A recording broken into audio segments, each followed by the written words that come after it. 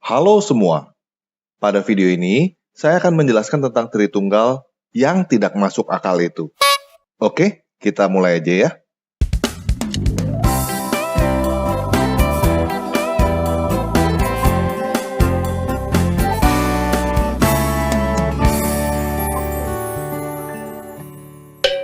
Nah, hal pertama yang perlu kita ingat adalah Tritunggal itu bukan menjelaskan tentang keberapaan Tuhan, tetapi menjelaskan tentang kebagaimanaan Tuhan yang satu itu. Kalau kita membaca Kejadian 1 ayat 1-3 terjemahan Lai, kita akan langsung menemukan kata Allah, Roh Allah, dan Firman Allah. Ketiga hal ini adalah tiga hal yang berbeda. Tetapi, ketiga hal ini adalah satu kesatuan yang tidak dapat dipisahkan. Inilah pengertian dasar mengenai Tritunggal itu, yaitu Allah, Roh Allah, dan Firman Allah. Nah, kata Allah yang ada di dalam Alkitab Lai bukanlah nama, tetapi kata yang diterjemahkan dari bahasa Ibrani Elohim, yang artinya secara umum adalah dewata, tidak lebih, tidak kurang. Baik kata Elohim maupun kata dewata adalah bentuk jamak dari kata El dan Dewa, yang mempunyai arti sesuatu yang mempunyai kekuatan yang luar biasa dan sesuatu yang dipuja. Bentuk jamak Elohim dan dewata pada penjelasan ini bukan bermakna dewa-dewa, tetapi mempunyai makna satu sosok yang mempunyai kekuatan-kekuatan yang luar biasa. Maksudnya begini, dewa petir punya kekuatan petir, dewa laut punya kekuatan laut, dan sebagainya. Namun dewata yang dimaksud bukanlah dewa petir, dewa laut, dan lain-lainnya itu berkumpul bersama-sama. Dewata yang dimaksud adalah satu sosok yang punya semua kekuatan itu. Nah, supaya kita tidak bingung antara kata Allah yang ada di dalam Alkitab dengan dewa tetangga kita yang bernama Allah. Jadi mulai saat ini, saya akan menjelaskan dengan menggunakan kata dewa dan dewata. Karena dewa yang kita percaya adalah dewa yang punya roh dan firman, sehingga dewa kita itu adalah dewa yang hidup.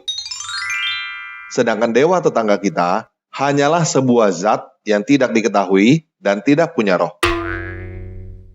Jadi, kita percaya kepada satu dewata, dan satu dewata yang kita percaya itu punya roh dan firman. Inilah yang disebut dengan Tritunggal, yaitu dewata, roh dewata, dan firman dewata.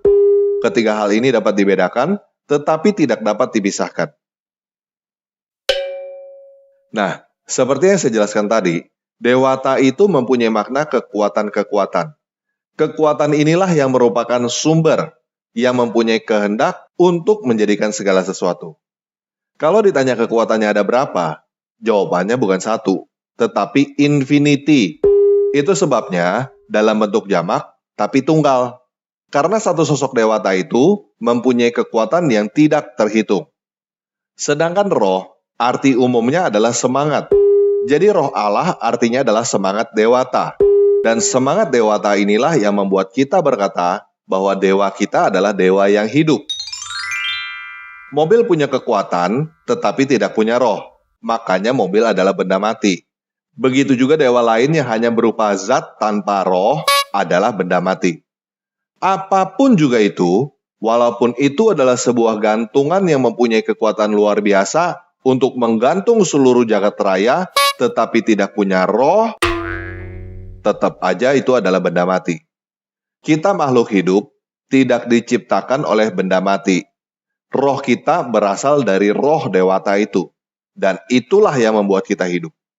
Jika roh kita diambil, kita sudah tidak hidup lagi. Sudah jadi mayat. Sama seperti benda-benda mati lainnya. Nah, tanpa ragi punya roh yang namanya tanpa ragi juga.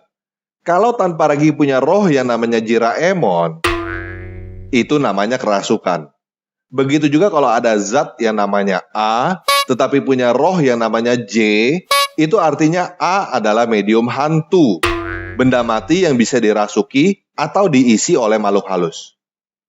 Sampai di sini paham ya? Nah, roh atau semangat dewata itu ada berapa? Begini guys, kita sering mendengar kata semangat 45 kan? Semangat 45 itu ada berapa? Ada satu, ada berapa orang yang punya semangat 45? Banyak kan? Jadi kalau roh atau semangat 45 itu aja bisa tidak terhitung, apalagi roh atau semangat dewata. Alkitab mencatat bahwa semangat dewata itu mampu dicurahkan kepada banyak orang sekaligus dalam satu waktu. Di dalam perjanjian lama, orang-orang yang dicurahkan semangat dewata itu disebut para nabi. Tetapi, pada akhir zaman ini, seperti yang telah dinubuatkan di dalam Yoel 2 ayat 28-29, semangat dewata akan dicurahkan kepada banyak orang, bukan hanya dicurahkan kepada para nabi bangsa Israel. Hal ini mulai terjadi dan tercatat di dalam Kisah Para Rasul 2 ayat 4, ketika para pengikut Yesus kepenuhan semangat kudus dan berbicara dalam bahasa-bahasa lain. Jadi mereka bukan berkumpul bernyanyi seperti paduan suara di dalam satu bahasa supaya Tuhan mengerti. Tetapi mereka semua dikuasai oleh satu semangat dewata yang mengerti segala bahasa supaya masing-masing berbicara di dalam bahasa asing supaya orang-orang lain mengerti.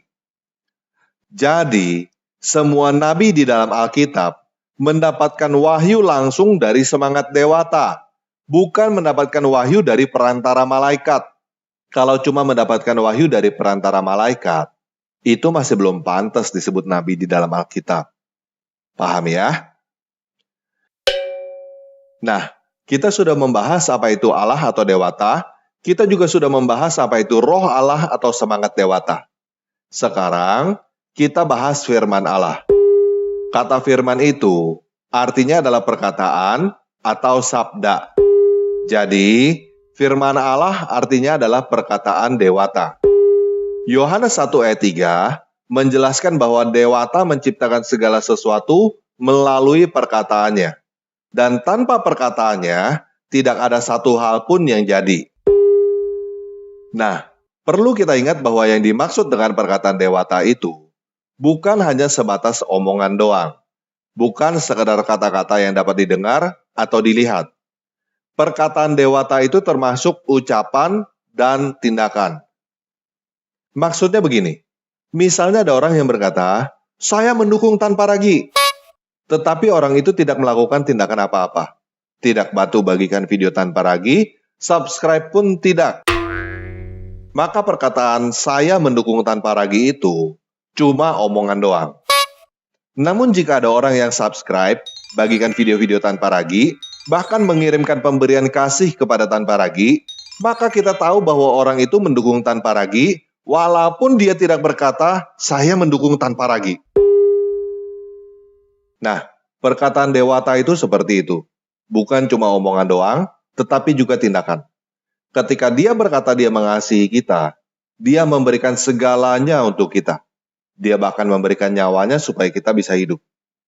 Jadi yang disebut dengan perkataan dewata itu, bukan hanya bisa kita dengar atau kita baca, tetapi bisa kita rasakan dengan seluruh indera kita, baik secara rohani maupun secara fisik. Itu sebabnya dikatakan bahwa sang perkataan dewata inilah yang menyatakan bagaimana sang dewata itu sendiri. Kalau tidak ada perkataan dewata, maka dewata itu bisu dan tidak ada suatu apapun yang jadi di jagat raya ini. Dengan kata lain, kalau perkataan dewata itu tidak ada, maka sang dewata itu pun tidak ada. Sang perkataan dewata itu adalah wujud sang dewata yang tidak berwujud itu. Di dalam perjanjian lama, sang perkataan dewata ini berkali-kali menampakkan dirinya kepada banyak orang. Dan orang-orang Israel menyebutnya dengan 4 huruf tetragrammaton. YHWH. Yang saya lafalkan menjadi Yahweh. Nama Yahweh itu sendiri mempunyai arti dia ada. Dia adalah yang terlihat dari dewata yang tidak terlihat itu. Dia adalah yang terdengar dari dewata yang tidak terdengar itu. Dan dia adalah yang tersentuh dari dewata yang tidak tersentuh itu. Sebelum perkataan dewata itu keluar dari dewata, dia sudah ada di dalam dewata. Dan ketika perkataan dewata itu keluar dari dewata, dia diutus untuk melaksanakan kehendak dewata. Itulah sebabnya sang perkataan dewata itu disebut juga dengan sebutan utusan dewata. Selain itu, Kita juga tahu bahwa perkataan dewata itu membawa berita. Itulah sebabnya sang perkataan dewata itu disebut juga dengan sebutan malaikat. Malaikat itu artinya adalah sebuah pekerjaan sebagai pembawa berita, bukan makhluk bersayap di dalam dongeng. Sosok apapun bisa disebut sebagai malaikat bila dia membawa berita. Di dalam Perjanjian Lama, kita bisa menemukan kata Malach Yahweh yang diterjemahkan oleh Lai menjadi malaikat Tuhan dengan huruf besar semua. Dan kita bisa menemukan bahwa Malach Yahweh adalah Yahweh itu sendiri, sang perkataan dewata. Sampai di sini bisa paham ya? Nah, sang perkataan dewata ini, selain disebut dengan sebutan utusan dan malaikat, dia juga disebut dengan sebutan anak. Karena kita tahu bahwa perkataan dewata itu berasal dari dewata. Sang dewata yang menjadi sumber disebut Bapa, dan sang perkataan dewata yang keluar dari sang dewata itu disebut anak. Jadi, perkataan dewata itu mempunyai sebutan lain, utusan dewata, malaikat dewata, dan anak dewata. Dialah yang menjadikan segala sesuatu, dan dia adalah wujud sang dewata yang tidak berwujud itu. Jika kita mendengarkan perkataan dewata, berarti kita mendengarkan dewata. Jika kita melihat perkataan dewata, berarti kita melihat dewata. Jika kita menyentuh perkataan dewata, berarti kita menyentuh dewata. Sampai di sini bisa paham ya? Nah, kita tahu bahwa yang namanya perkataan itu bisa ditulis di atas batu, bisa ditulis di atas kertas, dan pada zaman sekarang ini bisa direkam dalam bentuk audiovisual. Selain itu, kita juga tahu bahwa perkataan itu bisa disalin. Namun kita juga tahu bahwa sang dewata itu jauh lebih canggih daripada kita. Sang dewata itu mampu mempatri perkataannya pada daging manusia. Jadi, pada abad pertama, sang dewata mempatri perkataannya pada daging manusia yang kita sebut dengan nama Yesus. Dan pesan yang disampaikan oleh sang perkataan dewata yang terpatri dalam daging manusia itu adalah dialah yang menyelamatkan. Nama Yesus artinya adalah Yahweh menyelamatkan. Dia adalah yang menyelamatkan. Jadi, dia bukan hanya ngomong doang. Dia bukan hanya ngomong menyelamatkan manusia, tetapi tidak melakukan apapun. Dia bukan hanya bisa memberikan perintah kepada manusia, tetapi dia sendiri tidak mampu melakukannya. Dia melakukan apa yang dia perintahkan kepada manusia sebagai manusia. Dan dengan kita mengikuti Yesus, kita menjadi salinan perkataan dewata itu. Nah, karena sang dewata mengasihi perkataannya, dia telah membangkitkan perkataannya yang terpatri pada daging manusia dari kematian. Dan dia juga akan membangkitkan kita yang merupakan salinan perkataan dewata itu dari kematian. Sehingga kita juga akan bangkit dari kematian pada waktunya seperti Yesus bangkit dari kematian. Dengan demikian, dia menepati apa yang dia katakan, yaitu dia adalah yang menyelamatkan. Nah, sekarang ini, sang perkataan dewata itu sudah kembali kepada dewata beserta dengan tubuhnya. Itulah sebabnya dikatakan bahwa sang perkataan dewata yang terpatri pada tubuh manusia itu sekarang berada di sebelah kanan Bapa, sang dewata yang tidak terlihat itu. Sang perkataan dewata itu sedang menyediakan tempat bagi kita yang merupakan salinan dia di langit dan bumi yang baru. Dan sang perkataan dewata yang terpatri pada tubuh manusia itu yang akan menjadi hakim atas seluruh manusia pada hari penghakiman. Jadi, karena perkataan dewata itu terpatri pada daging manusia, maka dia 100% adalah manusia dan 100% adalah perkataan dewata. Jika kita mendengarkan dia, kita mendengarkan dewata. Jika kita melihat dia, kita melihat dewata. Jika kita menyentuh dia, kita menyentuh dewata. Jika kita menolak dia, kita menolak dewata. Ini yang dimaksud dengan dua natur. Sama seperti jika saya menulis perkataan saya pada sebuah buku dan saya berikan buku itu kepada kamu. Maka buku itu 100% adalah buku dan 100% adalah perkataan saya. Jika kamu membaca buku itu, maka kamu membaca saya. Jika kamu tidak membaca buku itu, maka kamu tidak membaca saya. Kamu tidak bisa berkata bahwa kamu menghargai saya, tetapi kamu buang buku yang saya berikan. Nah, saya mau membagikan satu contoh lagi. Banyak orang yang memberikan pesan kepada saya. Banyak yang mengajak saya debat dengan pertanyaan tutu mulu yang pernah saya jawab di video-video saya. Apa yang saya lakukan kepada orang-orang yang mengajak saya debat itu? Saya memberikan link video jawaban yang pernah saya buat atas pertanyaan tutu mulu yang mereka tanyakan. Setelah mereka mendapatkan link, mereka langsung berkata, "Saya tidak mau melihat videomu, saya mau ngomong langsung." Kira-kira, apa yang saya lakukan setelah itu? Saya akan blokir orang itu dan tidak akan pernah saya jawab lagi. Kenapa begitu? Karena ketika dia menolak nonton video yang saya buat, berarti dia menolak mendengarkan jawaban saya. Buat apa ngeladenin orang yang tidak mau mendengarkan jawaban? Buang-buang waktu aja kan? Nah, begitu juga dengan sang dewata. Ketika kita menolak perkataan dewata yang terpatri pada manusia itu, kita menolak sang dewata. Maka dia juga akan menolak kita.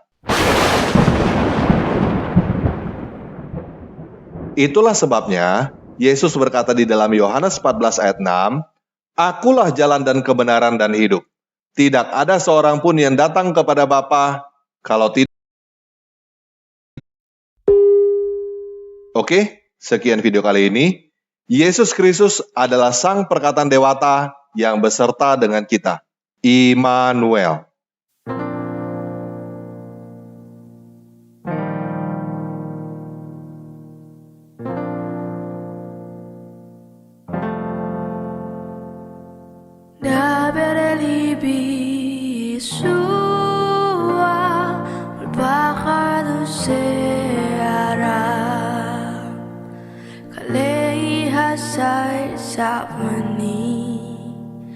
Hasebi selo etbab Mili masiko pasar Mili me fio diva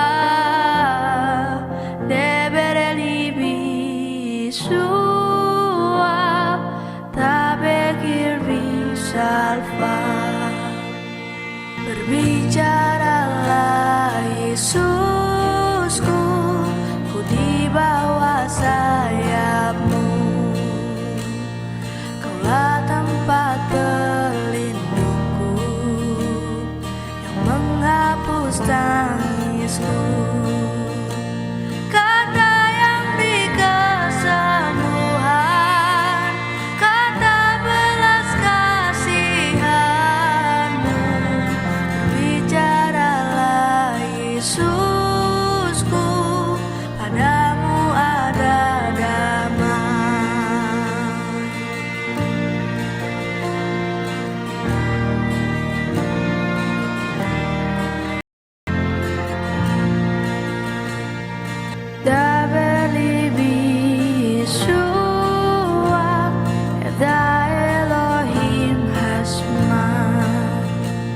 Kumilat ka haris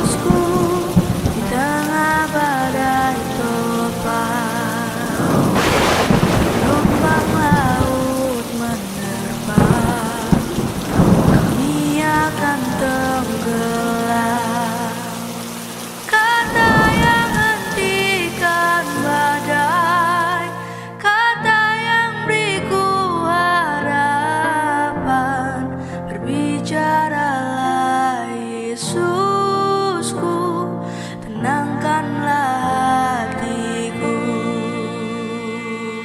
Debere libi sua, adua besir knafcha, biklale nafsi necha, ebseato ay becha.